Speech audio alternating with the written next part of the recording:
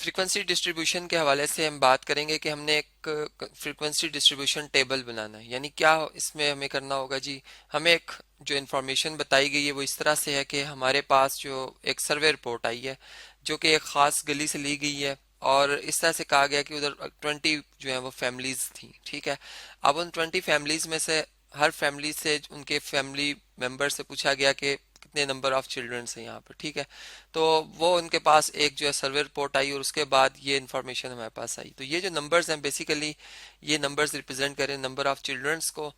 और ये जो डाटा इस वक्त ये अरेंज्ड फॉर्म में, अगर आप देखें तो अरेंज फॉर्म में, इसलिए मैं इसे प्राइमरी डाटा नहीं कहूँगा, ये मेरे पास क्या जी सेकेंडरी डाटा है। और दूसरी बात ये कि हमने ये भी बात समझी कि हमारे पास जो डाटा है ये अपनी रॉ फॉर्म में, यानी एक अनग्रुप डाटा है। ठीक है, तो मैं साथ ही ये भी लिख दूंगा कि ये क्या जी अनग्रुप डाटा है।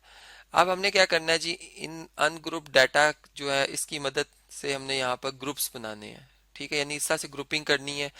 और अगर हम देखें तो ये हमारे पास जो है एक डिस्क्रीट वेरिएबल्स आ रहे हैं, क्योंकि जिस तरह नंबर ऑफ, जैसे हमने बात की थी पर्सन्स को जब गिना जाता है तो एक जब दूसरा पर्सन होगा तो उसको काउंट किया जाएगा, फिर 2 हो जाएंगे, फिर सन की काउंटिंग चलती जाएगी तो 2 3, यानी इनमें कंटिन्यूसली इजाफा नहीं होता।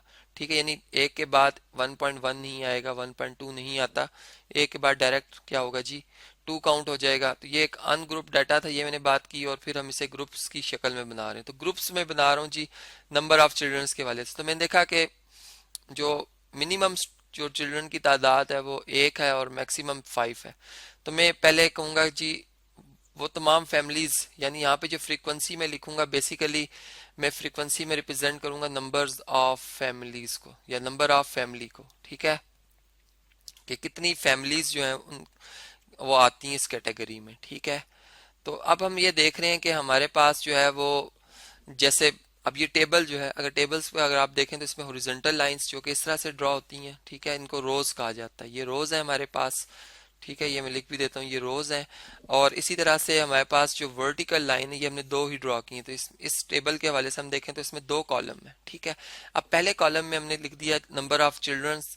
अब एक यानी फैमिली, यानी कितनी फैमिलीज है जिनमें जिनके एक ही चिल्ड्रन है उनके।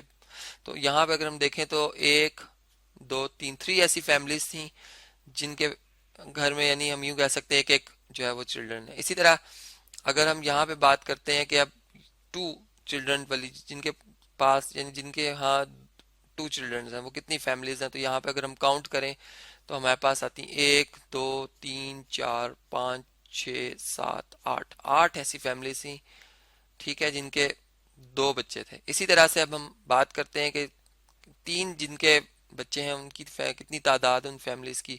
तो यहाँ पे हम 3 लिख देंगे और अब इनकी काउंटिंग करते हैं। तो यहाँ पर 1, फिर हम यहाँ पे काउंट करते हैं 2 3 4 5 5 ऐसी फैमिलीज हैं। ठीक है, और फिर इसी तरह से हम देखते हैं कि अभी 4 चिल्ड्रंस वाली कितनी फैमिलीज हैं। तो 1 2 3 3 फैमिलीज थी। और इसी तरह जिनके यहाँ 5 चिल्ड्रन है वो कितनी फैमिलीज हैं जी, एक ही फैमिली है। तो यहाँ पर अगर हम टोटल जो फैमिलीज की तादाद है इनको भी एक दफा रिकाउंट करें तो 3 + 4 1 + 3 4 और 5 9 हो जाएंगे। 9 और 8 17 और 3 कितने होते हैं जी 20।